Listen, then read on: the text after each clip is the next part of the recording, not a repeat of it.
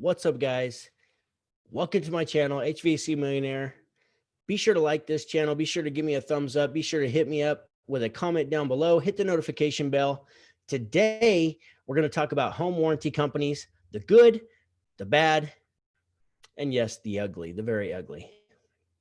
So today's video is brought to you by Market Today. Guys, I got a special announcement here that I want to tell you about.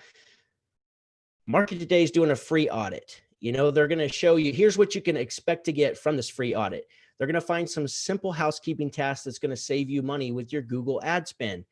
They will reply back with the changes that you need to do. They will give you some simple strategies to get better results for less money. Just email Foley, F-O-L-E-Y, at markettoday.com, M-A-R-K-I-T today.com, and he will hook you up and see how much money they can save you just by doing some simple housekeeping items on your Google Ads account. Here's what I can tell you guys. It took them about 20 minutes of looking at my account, going through everything. And what they found was I had overspent $10,000 over a 10-month course. It was about, I can't remember what that boils down to a day, but it was a lot of money each day that I could have gave myself a bonus, right? Or like sent my guys to some cool training or something. But instead I was wasting it because of a poorly managed Google Ads account. So guys, check out markettoday.com, email Foley, and he's going to hook you up with a free audit. Just let them take a look at it and see if there's anywhere they can save you some money. No obligation, no cost. Get some housekeeping tasks that's going to save you some money, and it pays for itself. It's free. It's just going to put money back in your pocket, guys. So check it out. Okay. Warranty companies. Now, I had listed a few warranty companies, but you guys know who they are. I'm not going to list them. I'm not going to talk about them. I'm just going to say home warranty companies. There's a big umbrella now. Like there's a ton of home warranty companies out there. If you've been in business for any amount of time, you've at least gave them an opportunity, right? Chances are you've signed up with somebody or you've considered signing up with somebody. Well, that's what this video is for. I just want to talk to you about it a little bit. I have a little bit of experience. I've done some work with some home warranty companies that, like, I did work for a property management company one time who managed some properties who had a home warranty, and she could choose what contractor could come and work on it. And it was okay, but they're still really dictating the price to a certain extent as far as like what they're going to pay out or what they'll repair. So on one particular instance, we had a bad evaporator coil, and she could either take a payout of like $800 and just hire the contractor of her choice, or she could let the other contractor put it in, and that's probably all they were going to pay him was $800 and provide the coil. So she chose to just, use me, and she paid me the $800, and I added some more to that and went ahead and replaced the coil for her. But I didn't add much because I was trying to give them a deal. And that's the thing is, home warranty stuff, it's always a deal, right? And who gets the short end of the stick every single time? It's the contractor. But wait, I haven't even talked about the good stuff yet. So let me cover that before we get into the bad stuff. So what are the good things that can come from being on one of these home warranty companies' lists? Well, you're going to get some calls, and there's a potential there to convert some customers over into your actual customers. It's not going to happen very often. I can tell you, as hard as you try, it's not going to happen that often. I know some of you guys are going to go crazy on this. Oh, get customers all the time. Well, do you really? Like how many would you say out of 10 calls? How many customers do you get on average? One? Is that a lot? I don't know.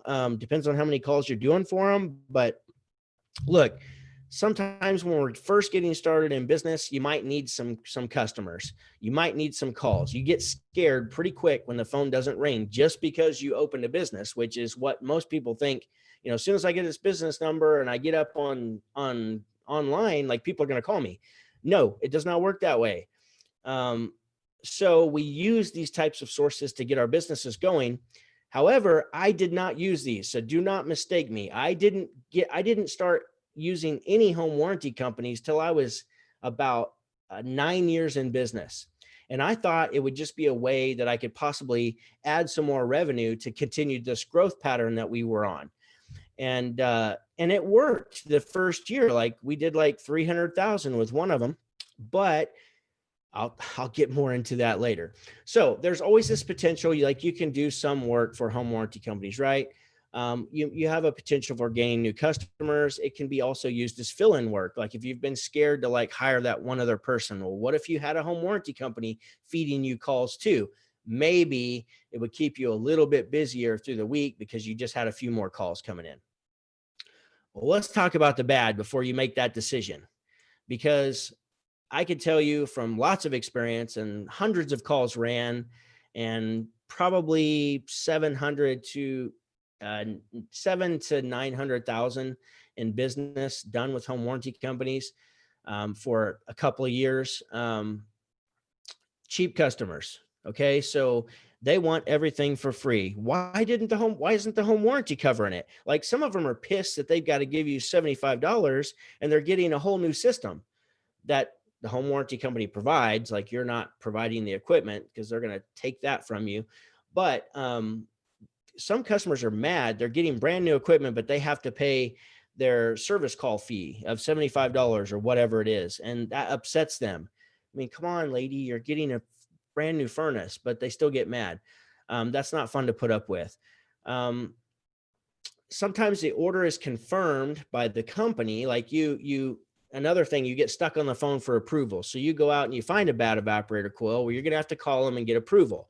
If they approve it, then they can confirm the order with the customer and everything. And you may even get an email saying that you've got an authorization number. Well, that's great. But sometimes they don't get it. They don't get the paperwork taken care of at the supplier. And we can't pick any equipment up from the supplier that they are ordering it from until the supplier has that paperwork. So if they don't get the paperwork, then the warranty company will throw that back on you. If the customer calls them complaining, they'll literally tell the customer, well, we gave them the authorization number, and they make you to look like the bad guy. So the last couple of bad reviews that our company got were from home warranty companies. They make you look like the bad guy when you're not the bad guy. So that's a really crappy way to treat the people who actually take care of the product that you sell, which is this warranty, right? So it's not made to be an advantage or for a contractor to have a great advantage.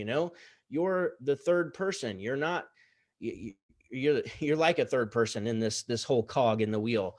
So anyhow, they're going to control the price. They're going to tell you how much you can charge for refrigerant. Now, it's not that you can't charge extra to the customer.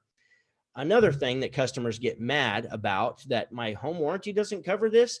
No, sir, it doesn't cover the entire thing. Sometimes they have to pay additional costs that the home warranty company does not cover, which upsets people. They don't understand it. So once again, you're the bad guy as a contractor. You're the bad guy, even though you've done nothing wrong but try to serve the customer of the home warranty company.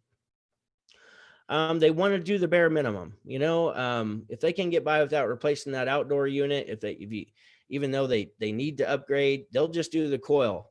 You got to use the equipment that they give you, and then you're going to wait on your money, usually 60 to 90 days. We always got paid. So I'm not going to sit here and tell you that you're not going to get paid for the work you did, but you're going to wait on it. It's not immediate. So prepare for that if you choose to go this route. Here's the real ugliness of it, is they're going to build you up to break you down, especially new contractors. When you go out and you decide you're going to start your business, hey, I need calls. You get freaked out because the phone's not ringing. You call the home warranty company, get an account set up. Now they start throwing calls at you. I mean, they will pile them on you. And you're like, Eureka, I made it. Like now I'm making money, right? Like I'm in business. Yeah, this is real. Well, they build you up and build you up just so they can break you down. Sooner or later, whatever you're charging, if you're not charging what you need to charge to build an actual sustainable business, if you are charging enough to do that, then it won't be long before you get reached out by somebody or an email that says, hey, we noticed that you're above the industry standard of what we are or what we are getting charged or what we're paying other contractors out there. We need you to lower your price. And you can either stay with them and lower your price and accept their terms, or it's time to break free and stop doing business for them. But regardless, they will take volume away from you. So all of a sudden you may have went from 15 calls a week and now you're down to 3. And that's strictly because you're not playing by their rules. Like, they control the game here. Let's make no mistake about it. They have the power. So they force you to comply with their averages. So I got a guy here, like, he's helping them up, right? You think they're helping you up, but it's really just so they can break you down. And that's the ugly news when it comes to home warranty companies. So my thoughts, I'm telling you guys, it's not worth it. Don't fall into the trap. It's really too bad that they even exist. I believe it just comes down to, it's just a money grab. That's really all it is. Like, they're going to cover as little as possible, just like most insurance companies. So I'm not a huge fan, that's for sure. Overall score, if I had to give it from 1 to 10, I'd say 2. I mean, the headaches that come along with it, being stuck on the phone for approvals, having them like play the good cop, bad cop, or whatever you want to call it, between the customer and you as a contractor, is just wrong. It's flat out wrong. The truth is they don't care anything about their customers, period. They just don't care.